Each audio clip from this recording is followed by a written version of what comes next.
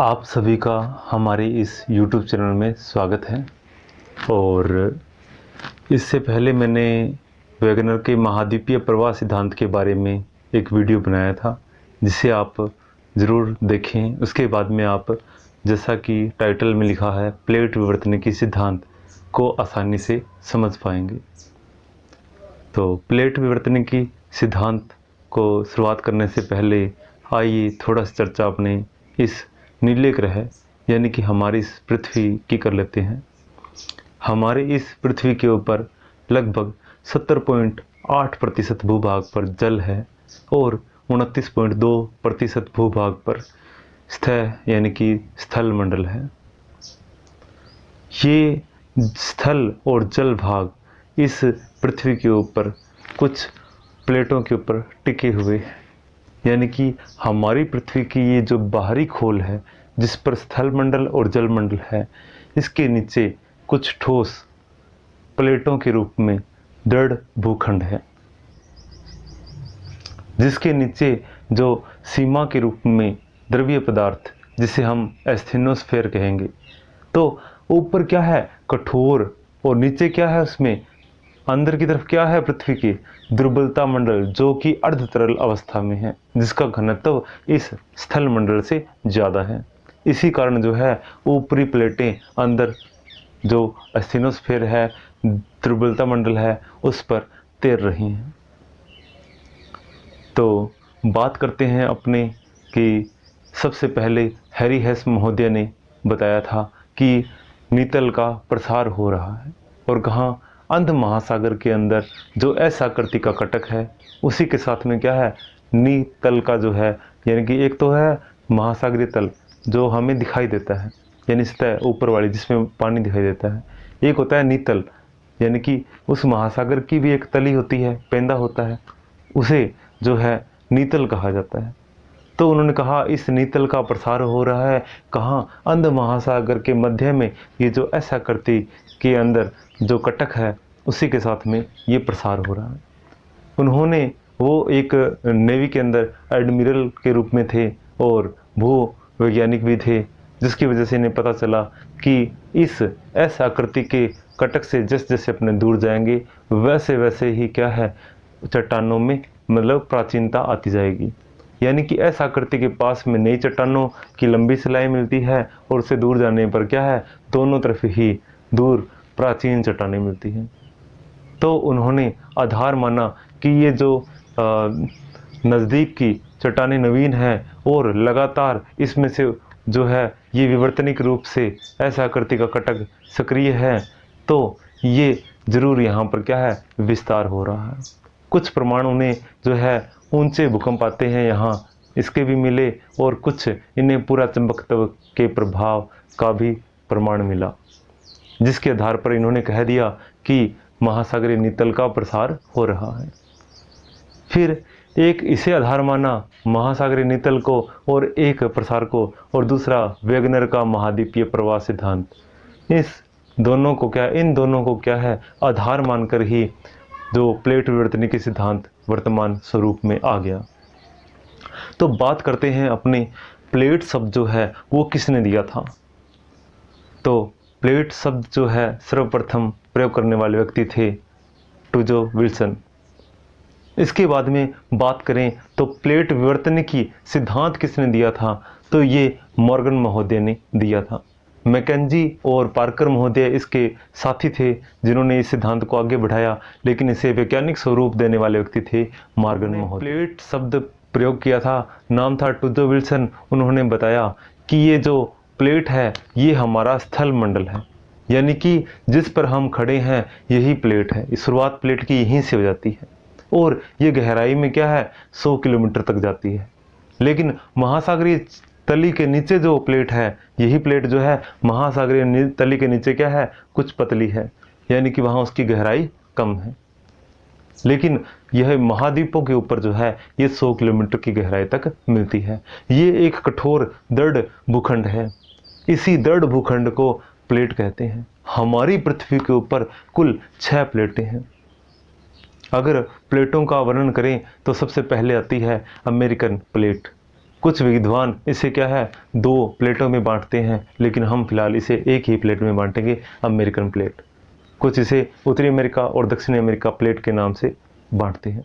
तो बात करते हैं अमेरिकन प्लेट, तो एक प्लेट ये है हमारी। इसके बाद में यूरोप और एशिया मिलकर एक प्लेट का निर्माण करते हैं यूरेशियन प्लेट के नाम से। फिर इसके नीचे इस तरफ देखिए, अफ्रीका जो है वो भी एक प्लेट के रूप में है, अफ्रीकन प्लेट। फिर उसे थोड़ा उस तरफ जो एशिया महाद्वीप से हमारा प्रायद्वीपीय भारत आकर टकराया है, उससे प्रायद्वीपीय भारत से लेकर ऑस्ट्रेलिया यानी महासागर समेत ऑस्ट्रेलिया तक के भाग को ऑस्ट्रेलिया इंडो ऑस्ट्रेलियाई प्लेट के नाम से जाना जाता है। इसके बाद में बात करें तो 5वीं प्लेट है हमारी अंटार्कटिका प्लेट।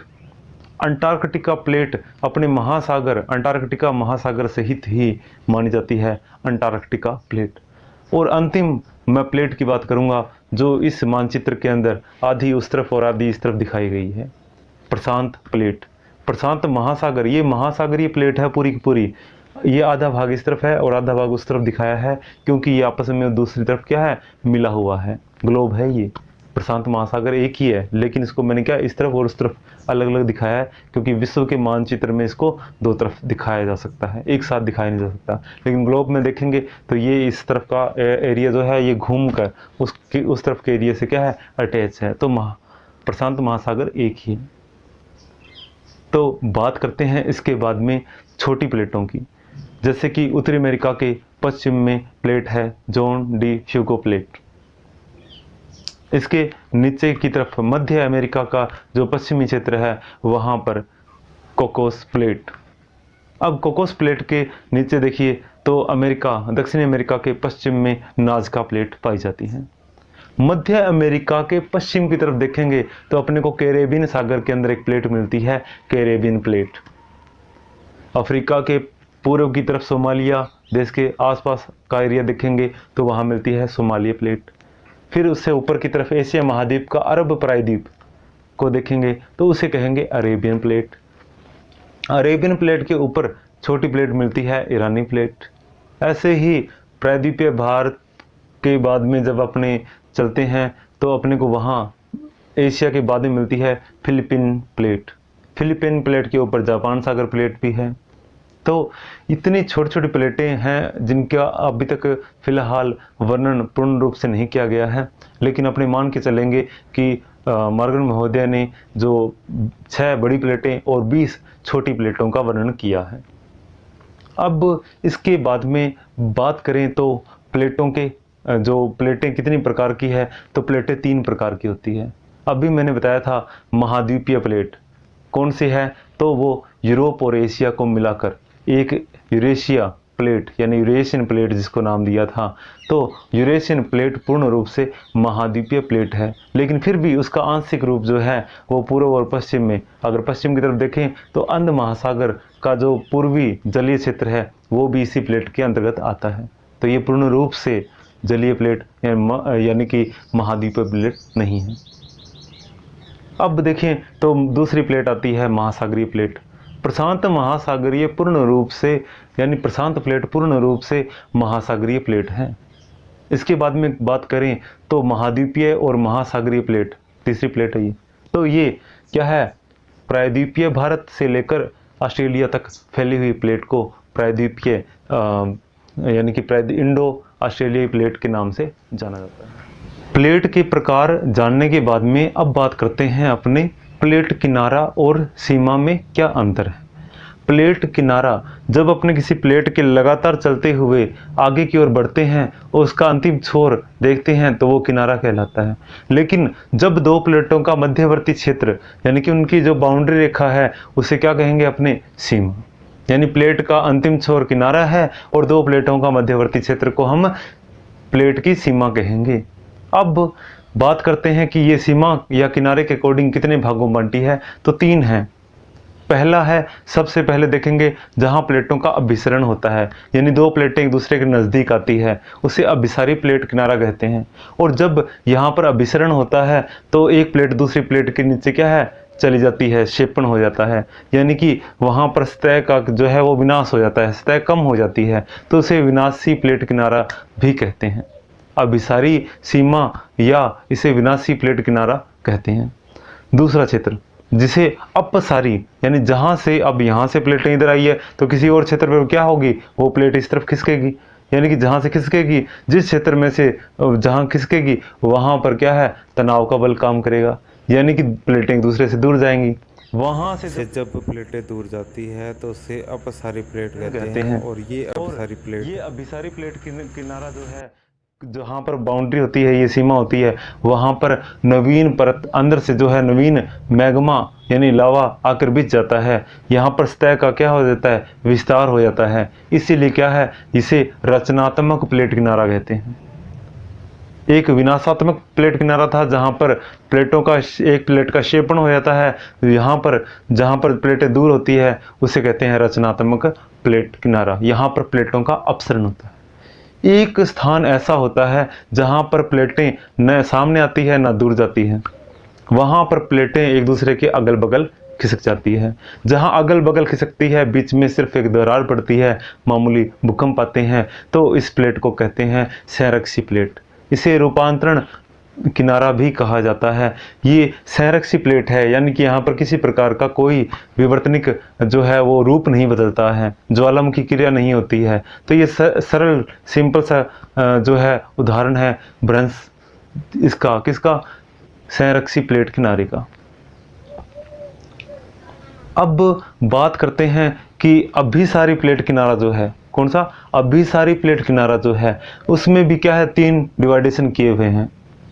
उसमें महाद्वीपीय प्लेटों का अभिसरण, महासागरीय प्लेटों का अभिसरण, और एक महाद्वीपीय और एक महासागरीय प्लेटों का अभिसरण।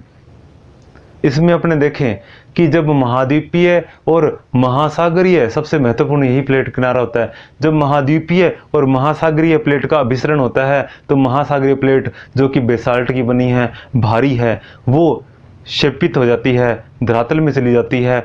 उस जो अपने नाम ले रहे थे किसका, दुर्बलता मंडल का, दुर्बलता मंडल में प्रवेश कर जाती है, आप देख रही हैं।